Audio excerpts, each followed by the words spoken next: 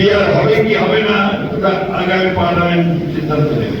একটা দায়িত্বশীল রাজনৈতিক দল হিসাবে আমরা প্রেস কনফারেন্স করে বলেছি, আমরা রাস্তায় যাইনি, আমরা রাস্তায় দাঁড়িয়ে কোনো প্রতিবাদ করিনি, আমরা প্রধান উপদেষ্টার বাহিনীর উপরে ঘেরাও করিনি বা আপনার নির্বাচন কমিশনের ঘেরাও করিনি।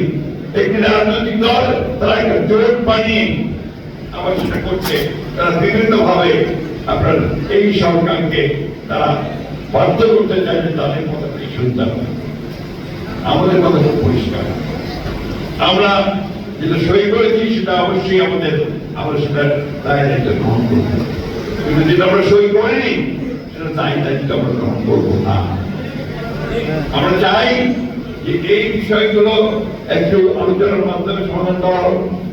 নির্বাচন যেটা ঘোষণা করেছেন 2026 সালের ফেব্রুয়ারি মাসে, তখনই নির্বাচন হতে হবে।